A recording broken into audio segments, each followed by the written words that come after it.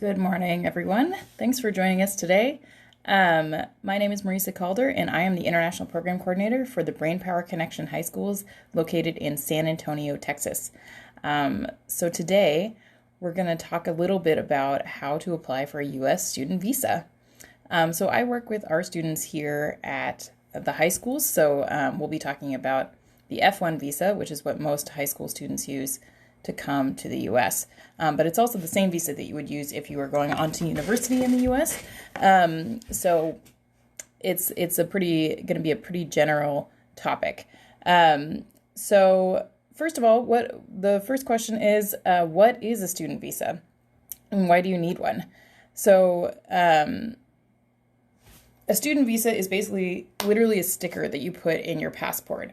So it's literally what you need to get into the United States.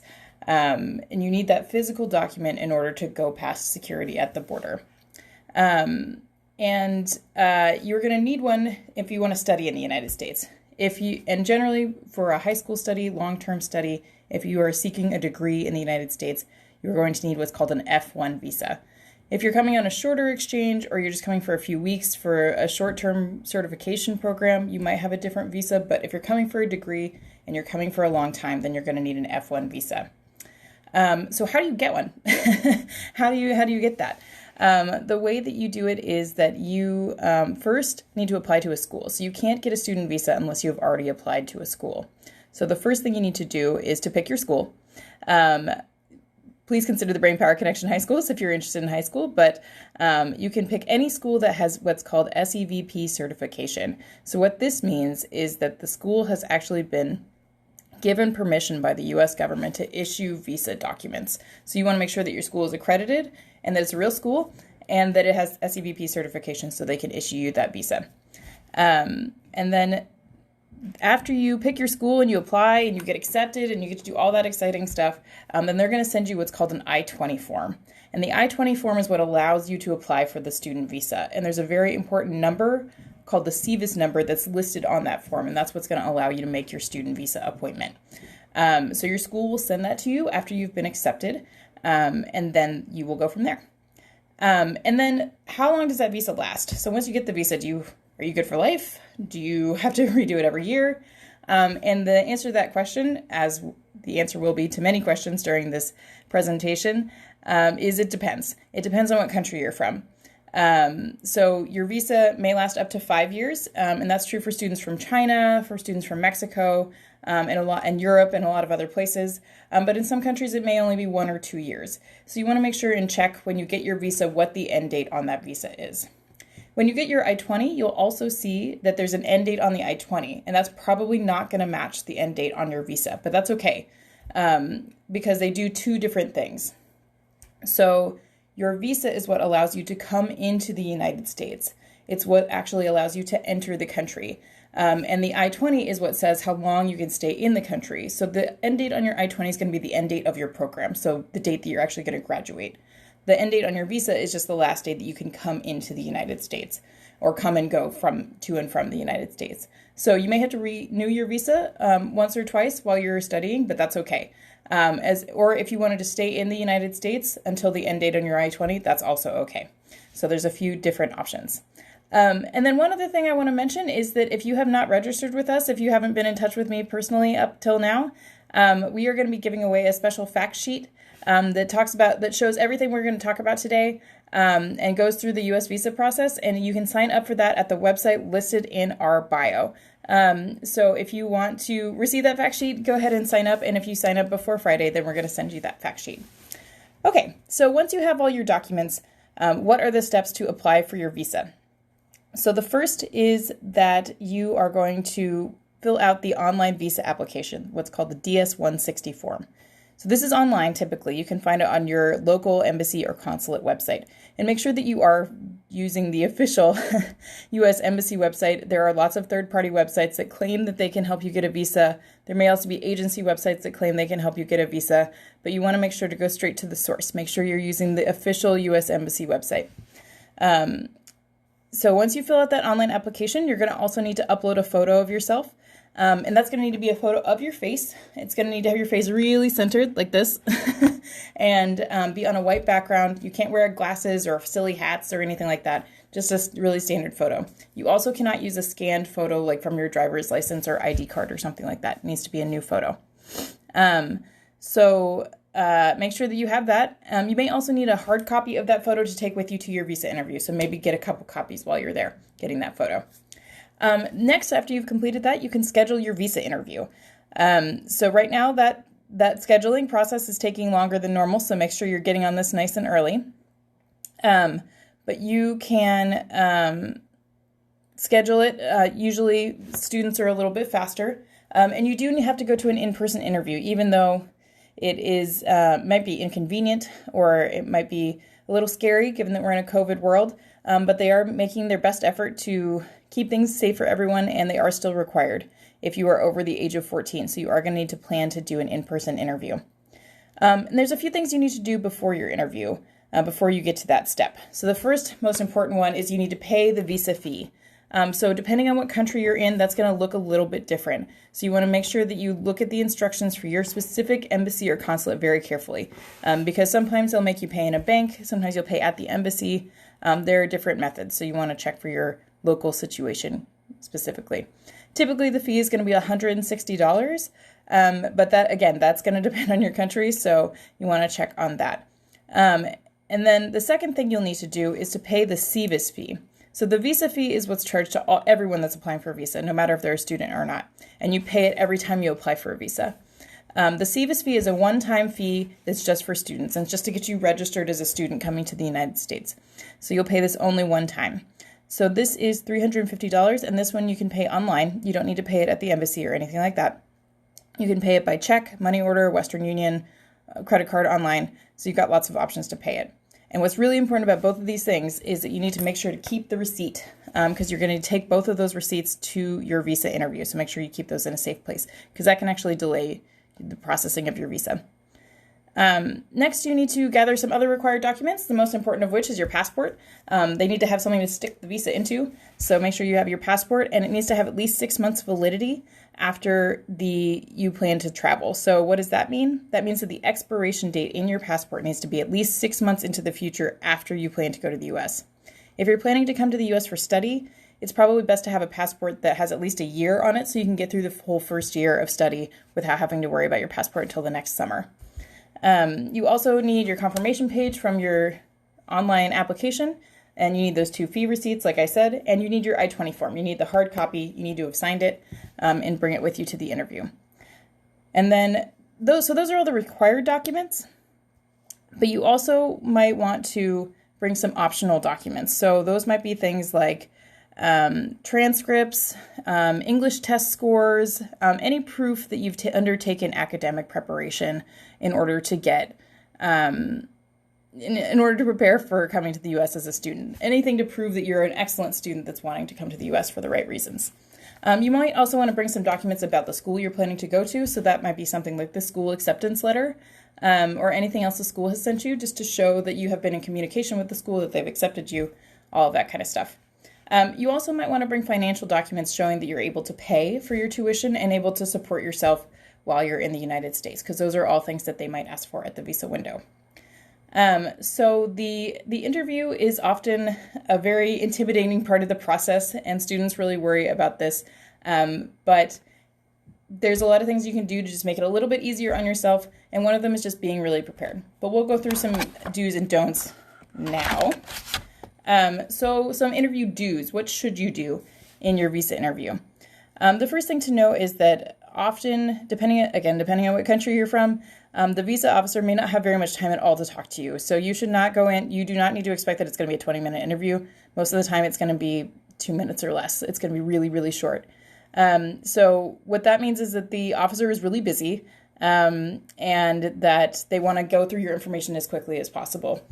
So the best thing to do is to try and present yourself clearly, honestly, and directly, so that they can understand what's going on and they're not confused about your situation. You will typically be expected to speak English at the visa interview, and that's true even if it says on your I-20, ESL proficiency not required. Even if it says that, do your best to speak as much English as you can. It's okay to revert to your native language if you have to, but it is not. But it looks better if you're trying to practice your English, so that they can tell that you're an excited student, a motivated student. So the next most important thing is to tell the truth. Be honest and forthright. Don't be vague. Don't kind of obfuscate or say things that are unclear, because that's going to make the visa officer potentially think that something a little bit weird is going on, and maybe not trust you when you say that you just want to go to the U.S. to be a student. You also want to just come prepared, bring those documents that we're talking about, but you don't want to shove a huge pile of documents at the officer because, again, they're really busy. So, wait. If they ask you for something, make sure you know where it is so you can give it to them quickly and find it easily. But you don't need to put a whole thing underneath the visa window right away. You also want to just make sure you have all the information you need in your head as well. So come prepared to talk about your parents' finances, maybe clarify with your parents how much money they make, what kind of jobs they have, how they're going to be able to pay for this. If you have scholarships, make sure you can talk about that and say, oh, well, we're going to use this much scholarship to pay for this much of our travel. Make sure you can talk about your academics, talk about your favorite subject, talk about why you want to study in the United States, why did you choose this school, what you want to do in the future. And future plans are important too. They may ask about that. If you're going to high school, they may ask what you're going to do after you finish high school. And it's fine to say you want to go to university. They may ask what you want to do after college. And so what they're looking for there is they want to make sure you have ties to your home country. So they want to make sure that you're not planning to just immigrate to the U.S. So you want to, of course, be honest, but they are looking for ties to your home country. So as long as you emphasize, oh, my family's there, oh, this and that, I want to come back and work for my father's company, I want to do this, that should help you as well. Because that's really what they're looking for. They want to make sure that you're a real student and that you are planning to come back to your home country eventually. So don't lie or give vague answers, right? You want to be really clear, and that's going to help you in the interview and help you get through it smoothly. Don't over-rehearse or memorize answers. You do want to know things about the school you're going to, but if you've memorized facts about it, that's not necessarily going to help. If it just sounds like you're reciting something you've memorized from the website, because anyone can memorize a website, right? That doesn't make you sound like a real student. And visa officers can find that kind of annoying because it doesn't really tell them anything if you've just memorized the website. So talk about your real reasons. Talk about why this is important to you. And again, if you need to use some words in your native language, that's okay too. Don't bring fake documents. I can guarantee you that the visa officers have probably seen them before. So if you bring fake documents, it can also spell disaster for you. Even if you are a real student, if you bring fake documents just to improve your chances, it might actually make your chances a lot worse. So be clear, be honest, don't bring fake documents, bring real documents, or don't bring documents. But definitely don't bring fake documents. Okay, so after your interview, there's going to be one of three outcomes, and they're going to tell you right there. You're going to find out right at the window what the result of your interview is. So the officer is going to give you a decision at the window, and they're probably going to give you a slip of paper or tell you kind of your next steps. So there's three possible outcomes. So the first one is that you have been refused, and they will typically give you a piece of paper that might say why you've been refused, but they also might not give you very much information, and typically they're not going to tell you why they've refused you. So be prepared for that. You may not know why you've been refused. At that point, you have a few options. You can either decide to apply again. In that case, you do have to pay the visa fee again, but you don't have to pay the CVIS fee again. It's just the visa fee, and you can go in another time. Now, keep in mind that they're not supposed to send you to the same officer twice. So if you go back, you're not going to talk to the same interviewing officer again, unless you're in a really small embassy where there's only one consular officer. So typically, you're going to talk to somebody else and have a totally fresh start. So just keep that in mind. And then you also might decide to apply later. So you can talk to your school and maybe defer to the next semester. If you want to come a little bit later, that's an option as well. So just be in communication with your school and decide what's best for you and your family. After you receive your refusal, then you can go home, you can talk about it, there's no time crunch, you just need to make a decision with your family. The second potential outcome is that you get something called 221G, and this means that they are missing something. So they need additional documents from you. So they haven't approved you and they also have not refused you, but they need something else from you. And so typically they'll give you something that tells you what you need. So a really common thing that sometimes students forget is their CVIS fee receipt, which is why I told you to make sure you print that out and bring it to your interview. And that can delay your visa process. So it's really important if you do get one of those, it's okay. It doesn't mean you've been refused. It just means you need to get that document and send it to the embassy as quickly as possible, however they've told you to send it. So make sure you pay close attention to how that process works. And then the third outcome, of course, is you got approved. Yay! And if that's the case, then they're going to give you information that tells you how to get your passport back. So you're going to actually leave your passport at the embassy so they can put the physical sticker in it. So that is really important to make sure you know how long it's going to take and how you get your passport back. And then after that, you're basically done with that whole process. So that's great. So you'll go pick up your passport and then you're going to be ready to travel. So some general travel tips once you've received your visa, because you are going to have to go through immigration when you arrive in the United States. And we'll talk just in general, and we'll touch on COVID in a moment. The main thing is you want to make sure to pack your I-20, your passport, and any other really important documents in your carry-on luggage. So make sure you have those with you on the plane. Do not put them in your checked luggage. And the reason I say that is because the immigration desk, when you arrive at an American airport, is before the customs desks, which means you will not have your baggage. Won't have your luggage with you when you go to immigration. So you need to have those on you. They need to be in the bag that you keep with you the whole time. If that doesn't happen for some reason, it's usually not the end of the world, but it might delay you getting into the US. And if you have a connecting flight, you might miss your connecting flight. So it can be a big hassle. So you just want to make sure you pack that in your carry-on luggage. Again, you're going to probably talk to an immigration official at the border, which is normal. Most countries have something like this. If you've traveled elsewhere, then you've experienced this before. Or if you've traveled to the U.S., you've experienced this before. They may ask you a couple of questions about where you're going. So again, just be clear and honest. Say, I'm a student. I'm going to this school in this state, in this city. They ask you where you're staying. You can say, oh, I'm staying at the dorms, or I've rented an apartment, or I have a host family, or whatever it is. So just make sure you kind of know that information and have it top of mind. But you should not have any problems there. One good thing to know is to know the phone number of your contact at the school who has helped you with your visa, so that you have that on hand. If there is any kind of issue, then you can give that number to the guard, to the immigration official, or to point them in that direction. It's also a good idea to send your flight information to your school ahead of time, even if they haven't required you to do so, because that can help them know if there's a problem, because they haven't heard from you after you were supposed to arrive, or they can be on the lookout while you're coming through, so that if there is an issue, you can be in touch with them. So those are some basic travel tips. In the time of COVID, obviously some of this is more complicated. So you want to make sure that you are up to date on all of the regulations because they're changing all the time. As of right now, all people, not just foreign citizens, but U.S. citizens as well, have to provide a negative COVID test to the airline before they can enter the United States. So, and you have to have taken the test within 3 days before you get on that plane. So that means that you need to get it in a major language probably, because it needs to be in a language that the airline staff can speak. Someone at the airline can speak, because they're going to be the ones checking it. And you need to make sure to do that. This only applies to air travel. If you were driving in from Canada or Mexico, this does not apply to you. It only applies to air travel. But even so, make sure that you have that in your mind as you're planning your trip. There are some travel restrictions.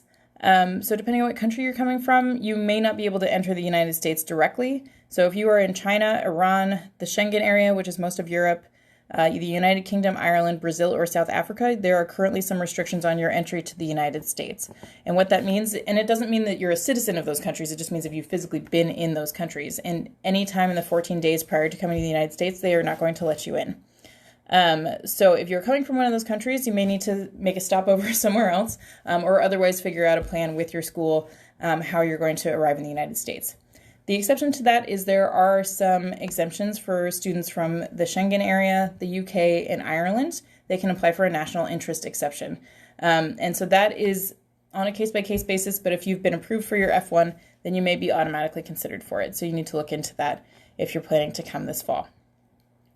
The other thing is that your school may be recommending a 2-week quarantine after you arrive in the United States, or you may want to do one yourself, even if your school is not requiring it, or your city or state may be requiring it. So you need to make sure to look into that before you come. And so keep in mind that the start date on your I-20 is the day that you're expected to start classes.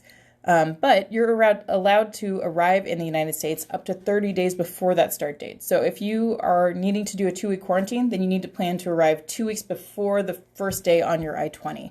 And so there should be plenty of time. There should be no problem because you do have that 30-day grace period. But just keep that in mind as you're making your travel plans.